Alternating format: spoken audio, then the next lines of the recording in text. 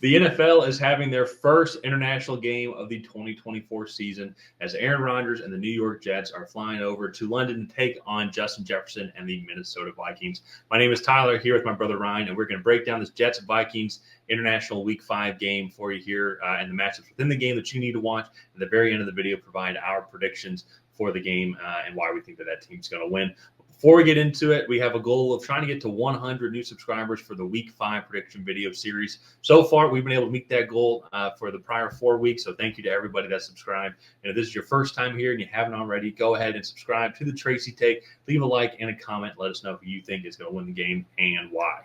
So, Ryan, Minnesota Vikings coming off a great win against their division rival, the Green Bay Packers, in Week 4. Got up to a giant 28-0 lead, and we almost had an Alabama-Georgia type game where in that case, I guess Vikings still would have won the game because they would have made a miraculous Brian Williams touchdown. But that's neither here nor there. Ended up winning the game 31-29, capitalized on the Packers' first half mistakes and then hung on in the second half while the Packers were trying to make just a mad dash to try and come back and win. But either way, though, still a great victory for the Vikings. And congrats to the Vikings fans as well who keep telling us that we're wrong. You guys were right again, and we were wrong, which rarely ever happens, shockingly. But the Jets are coming off a tough loss, 9-10 against the Denver Broncos, where they actually missed a field goal, and just I'll say sloppy all-around game as well, just kind of both performance sides. It was, I think, pretty sloppy, but also too in both teams' defense. I think it was still an absolute downpour coming off. I think it's just some of the remnants of maybe some of the Hurricane Helena. And so it was just a rainy game all around, but still coming off a loss against a team that they should have beat. Just not really kind of what you want going 2-2. Should be 3-1 going into this game. But before we go into breaking down the game here, this is kind of the end of the regular season, preseason, as we like to say here on the Tracy Take, where it's like end of September, 4 weeks are done after a long season. Ryan, what is kind of your report card for both the Jets and the Vikings kind of coming into this Week 5 game? Yeah, I mean, I'll start off with the Vikings. I mean, the first 4 games could not have gone better for them. Yeah. I remember doing our floor and ceiling videos this offseason, and we were a little skeptical of like what the Vikings were actually able to go and do, because you look at it on paper and they lost a lot of pieces. This defense wasn't very highly touted with like some big names. They had some unfortunate injuries and a death in their secondary. Like this defense looked to be very suspect. Offensively, JJ McCarthy tore his meniscus. Like Sam Darnold was going to have to come in, and like they made some moves with like getting Aaron Jones and stuff, but I thought their improvements would be marginal, especially considering the loss of Kirk Cousins, and that just has simply not been the case at all. Sam Darnold has come in and played lights out.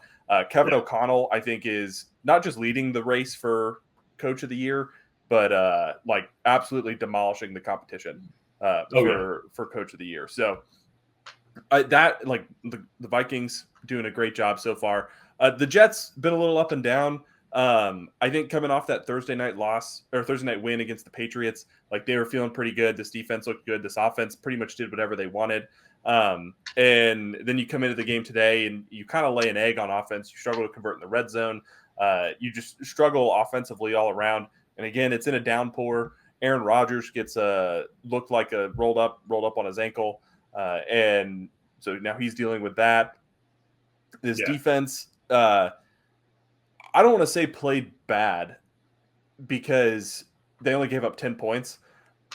However, I would have liked a more dominant performance from a top 3 defense in the league against a rookie quarterback who has limited weapons, and this offensive line is struggling. And I know you're probably going to make fun of me with it. It looked. I know they had -7 passing yards in the first half. In the second half, they did allow him to do a lot more, and he actually got his first passing touchdown against this Jets defense. Sorry, I'm just realizing this now. In the first half, there were 9 offensive series that had 3 offensive plays. Several of them maybe ended in a fumble, but I think this kind of goes to Mark about how that Jets game did offensively, just overall for both teams. And so that to me, I think is going to be kind of the question overall is how does this New York Jets offense kind of put points on the board? I will say, kind of curious now, I mean, obviously Devontae Adams was out this week with a hammy or whatnot, but he's definitely has vocally said like, hey, he's just not happy with Las Vegas right now. If you're this New York Jets team, I just don't think Alan Lazard and Mike Williams are enough of a combined kind of number two type receiver production to go along with what Garrett Wilson can provide, and it'd be like you're kind of in a win now mode. Let's go see what it would be like, to reunite Devontae Adams. I'm just curious about saying that here because I think that's going to be, I think, kind of their issues as they go and play some of the better teams. And to be fair, it looks like the Broncos have a really good defense overall. They even stymied the Bucs offense last week, but they're going to be going up against another good defense here against Minnesota, who, despite kind of what we thought preseason wise, I think what a lot of people thought preseason wise, they've had a lot of really good performances overall, and so kind of moving to this game here. Quickly. But if you do want to put a couple bucks down on the first international game, check the link down below in the description box. BetUS has a bunch of great promotions going on right now for first-time players. And I would think, too, by the odds kind of going into this game here, probably going to be at 5.5, I would say, in favor of the Vikings. Just because, one, they're the undefeated team. They're the one that's looking red hot. But also, too, when kind of looking at this as well, so they do rank 31st overall in passing yards allowed. I think we should give them a little bit of the benefit of the doubt. They have been winning I think they've been – I'd be curious to see what the stat is, but I feel like they've been winning a bunch, a majority of their games. And that's 31st overall, and they have had 3 weeks in a row against San Francisco, Houston, and Green Bay, all of which are probably some of the most prolific passing offenses in the league. So absolutely get the benefit of the doubt, and they won all those games. And they were leading a vast majority of those games. So, those teams are going to be throwing a lot. So I think that number is a little bit skewed. But kind of going back to that stat, they're second overall in rushing yards, so that can maybe probably apply to both. The stat, though, I think to me that's probably the most important, which is going to be, I think, the number Aaron Rodgers is going to look at the most. They're first overall in sacks so far this year with 17. And I think it's going to be pinning their ears back against this New York Jets offense, whose offensive line still is extremely weak. They've given up 10 sacks so far on the season, which is league average as of what my number is saying right now, 16th overall.